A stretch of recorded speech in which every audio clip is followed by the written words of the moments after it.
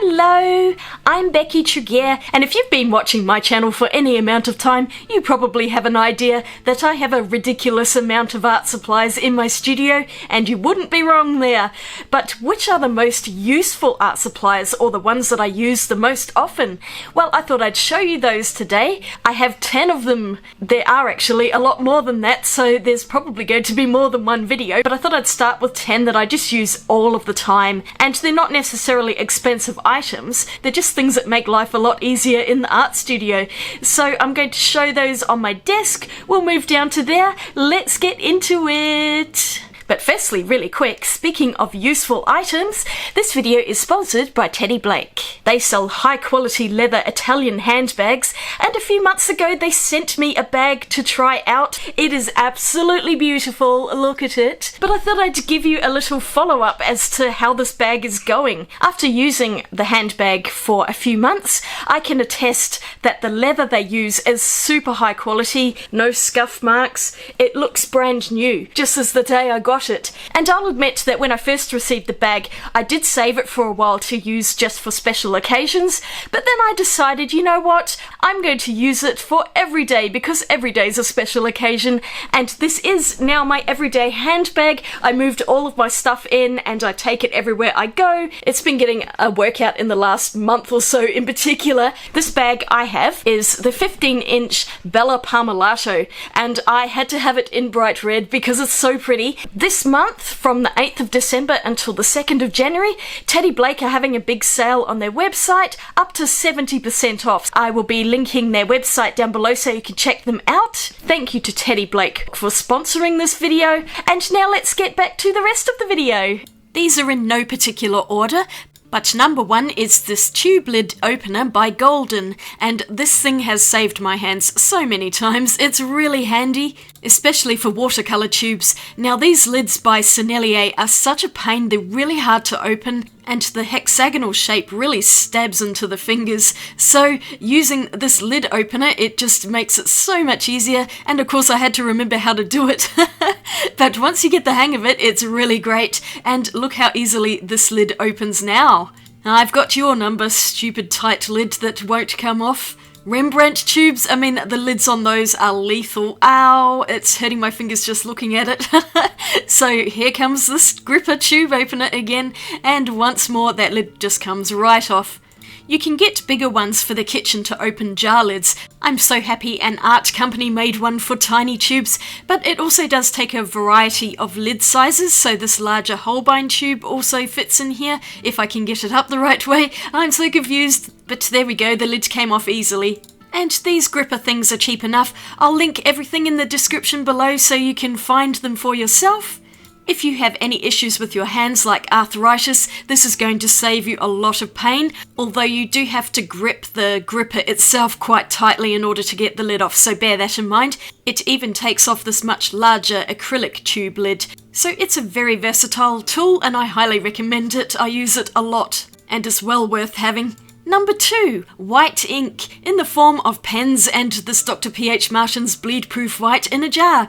I find pens are much easier for travelling, but I go for the Uniball Signo in a broad nib. There is a fine nib version as well, but I find that those tend to clog a lot more quickly and they'll just stop working, whereas the broad nib ones seem to last a lot longer and you'll actually run out of ink before it stops working. So I'm using one here so you can see how nice and bright it is. It's very opaque ink and it's really great for adding highlights to watercolor paintings or using on toned or black paper. I have gone through quite a lot of these pens in my artistic career, and they can be bought individually or in packs of 3, at least from my local stationery store, so if you can find them, they are well worth having. There are other ones on the market, such as the Sakura Jelly Roll. I've used one of them before and it just wasn't as good as the Signo Broad Nib by Uniball. Now, as much as I enjoy the white pens, my all-time favourite white ink is this Dr. P.H. Martin's Bleedproof white. It is wonderful, it works so well, but it is in a jar and can be a bit cumbersome, especially for travel, so I really just use this in my home studio. But it is most deliciously opaque and bright, and if you use a tiny detail brush like the little one I have here, it paints on pretty much the same as a pen. It takes a little more practice to learn how to control it to write with the ink though. I mean, you could use a dip pen with it, but I was too lazy to get one out clearly, so a brush is going to have to do. The great thing about this ink is mine actually dried up quite a lot and it was starting to solidify in the jar. So I actually just add in a little bit of water and let it sit overnight. It totally dissolved everything. Once I stirred it up, it's gone nice and smooth again, and it's working just as perfectly as it did when I first bought it. So if it gets a bit thick, you can add water to it to thin it down. And I'm about halfway through this jar. I've been using this thing for years, so a little goes a long way, and you can see how beautifully white and bright it is, a strong titanium white. So it is perfect for highlights and all sorts of things. I love it very much. But any kind of white ink that you can get your hands on and you enjoy using is fine. These are just two products that I really use a lot, so I thought I'd share them. And we're on to number 3. I'm not sure its exact name, but it's either a smudge glove or an artist glove. If you look those up, you'll find them. It's basically half a glove, leaving the fingers that you use to write and draw with free so that you don't lose any dexterity. And the two covered fingers mean that you can lay your hand on a piece of paper and it's not going to get oils in the paper, which is particularly important for watercolor paintings because it will show your hand marks if you paint over it with watercolor. These are also used for digital art, so you can rest your hand on a touch screen while drawing and it doesn't move the screen around. Really good. You can also make one yourself by cutting off some of the fingers on a cloth glove. I've got a cotton glove here which I've done exactly that, and this works just as well. So if you have any old gloves or you can find one at a charity shop, chop it up and you've got your own little smudge glove. Or anti-smudge glove, I don't know. But they're cheap enough to buy anyway.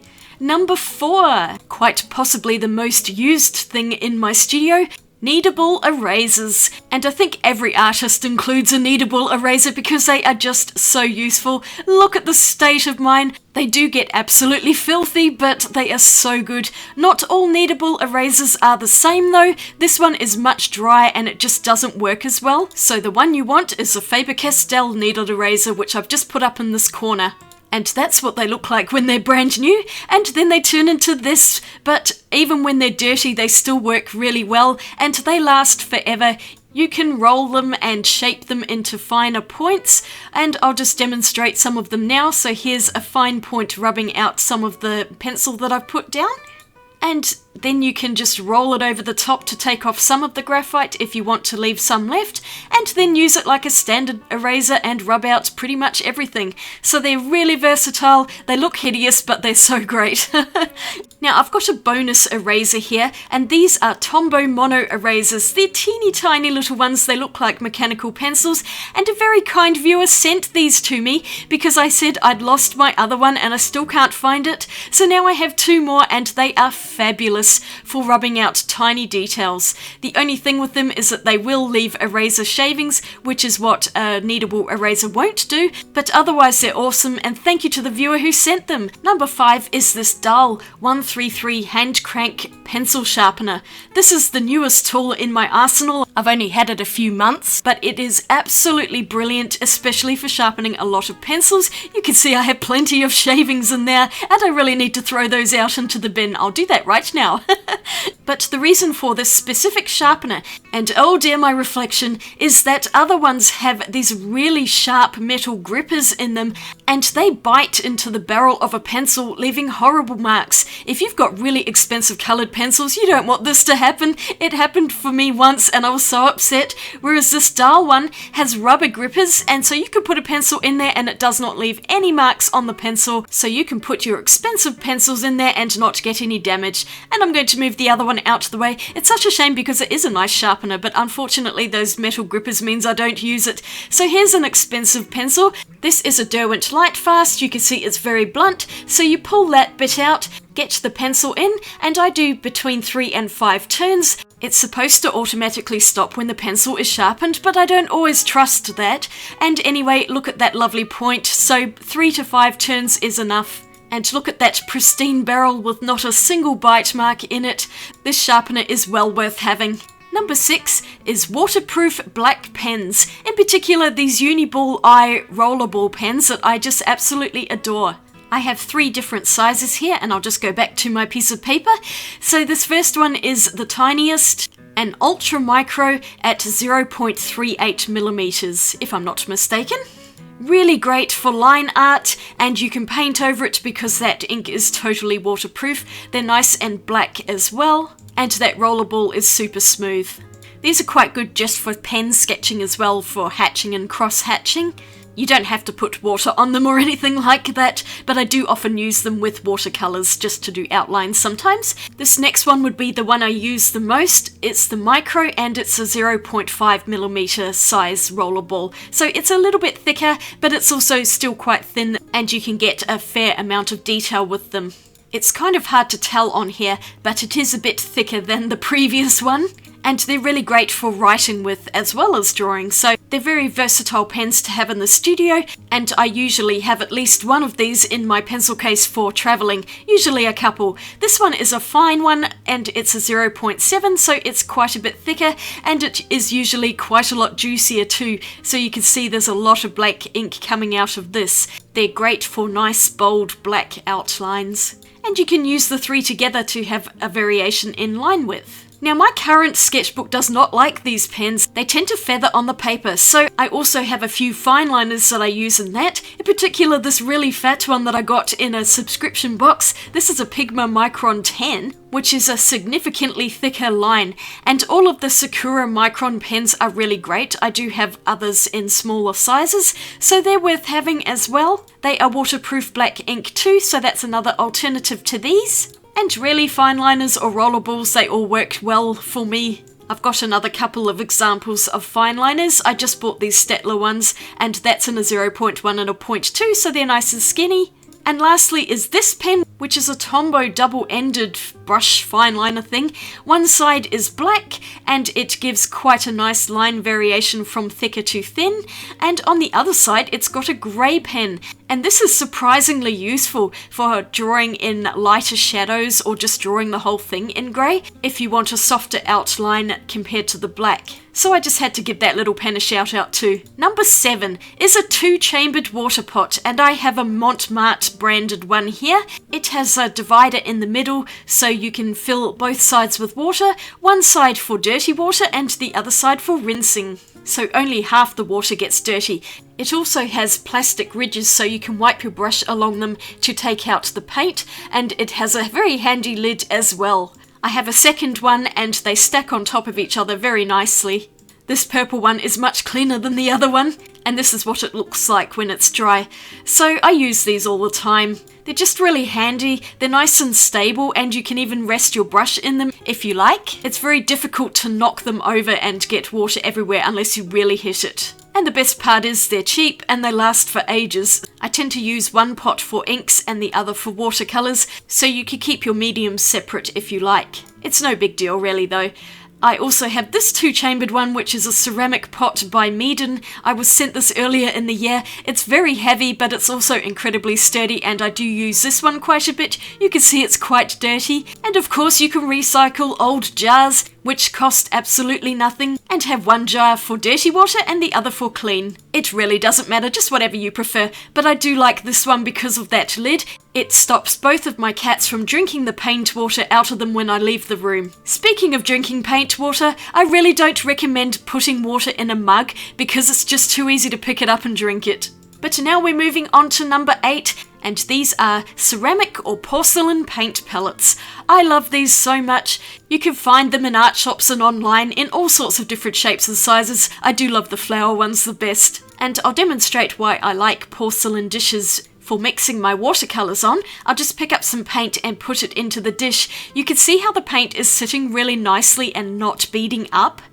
It makes it really easy to mix colours and get a nice pool of paint without it collecting into tiny little beads and making it really difficult to pick the paint up again. See how it's sitting really flat there? I'll do a comparison with a plastic one so you can see the difference. Now this one I've got here has been used a few times, so it's not going to show up quite as well as a brand new plastic palette, but I think you could still see how the paint is beading up a lot more quickly, and if I go to the central part in a moment, you'll see it really bead up because I haven't used the middle circle and it's still super slick. So that is really annoying. It's very hard to pick up your paint from that. So a porcelain or ceramic palette is just so much more superior when it comes to mixing your paints in.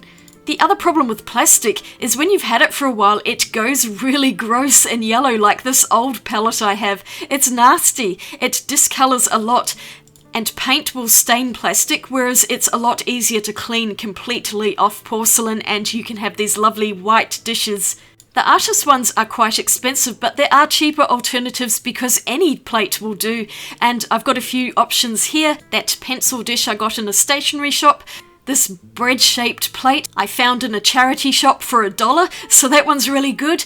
And I even have this tiny Australia-shaped dish that I paid 50 cents for. And they all work perfectly well. Number 9 is this Caran d'Ache chopping board, I call it, because it really does look like a chopping board. I think it's called a Creative Art Materials Palette Aquarelle, something like that. But it's a palette that has one side with a slight texture on it. It's quite slim, and on the other side it's very smooth. If you have any kind of water-soluble pencils or crayons, you can use them like this. So basically, you rub them onto the board on the rougher side and it picks up some of the colour. I'm using all Caran d'Ache pencils and crayons here just because it is a Caran d'Ache board. So the idea being that you scribble them out onto the board and mix in water with a paintbrush, and then you have watercolours from the watercolour pencils. I was rummaging about for some watercolour paper here. Yes, that's what I'm doing. So I'm just mixing that up, and you can see how all of the pigment gets picked up and it goes on smoothly like any kind of watercolour I've ever used. The only thing is it does take a fair bit of time to do this, and the resulting colours tend to be a bit diluted because of how much water you need to use. So it doesn't really replace watercolours, but it is very useful for the times when you don't want to have pencil marks showing on your paper, and I'll demonstrate this in a moment. I'll just get this last colour on here so you can see how all of the pigment has dissolved out onto the paper and it's just like smooth watercolour.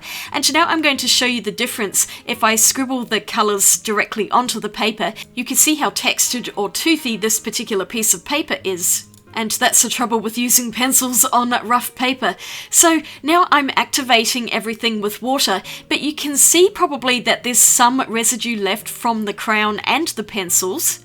So you're not going to be left with as smooth of a gradient compared with using the Caran d'Ache chopping board to wet out the colours and totally remove all of the solid pigment there.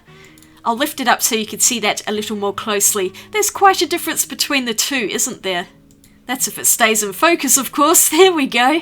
On the right hand side you can see the marks where I coloured down the pencils and the crayon, and on the left there's no marks at all except for what the paper is showing. So this is a handy little gizmo. I do use it quite a bit. It is looking very stained and well loved. Last of all, number 10, we have whiteout and glue tapes. Now these aren't specifically an art supply, but I do use them in my studio quite a lot, and they are very, very handy. They also don't make as much mess as bottled stuff does, so this whiteout here, I'll go over some of my lines. It covers over ink very well and can be used for hiding mistakes and things like that, and it's immediately dry, which is what I really like. You can go over it again with pen. It's not quite as good, but it's pretty close. And I tend to use this the most when I make mistakes on my swatch sheets, which is often. So I find that an indispensable tool. And the other one is this glue tape, and I'm just going to show you how it works, mostly for my paper crafts, but it's like double-sided tape basically, only you don't have to peel anything off, you just roll it on and it sticks really strongly. So I'll just put it down here. Once it's down, it's dried immediately and it won't come off, so very, very handy indeed. And any tool that makes life easier is a good tool indeed. So these are all 10 items that I have for today. They're more accessories really than art supplies, but they're just so handy and useful. I use these all of the time and I wouldn't be without them in my art studio. So I hope you enjoyed seeing some of the most useful items in my studio, and to let me know in the comments if you'd like to see more, because I have plenty of other things which are really good too. I just didn't want to put too many in here and overwhelm everyone. And also let me know in the comments what are some of your most used items in the studio, because I know we all have our favourite items. Thank you so much for watching. I hope you enjoyed it. I'd really appreciate a thumbs up if you did, and you might want to click that subscribe button for more videos. And if you're looking for some more videos, I've got a couple up here for you to check out. I will see you all again really soon in my next video. Have a great day out there. Swatch you later. Bye.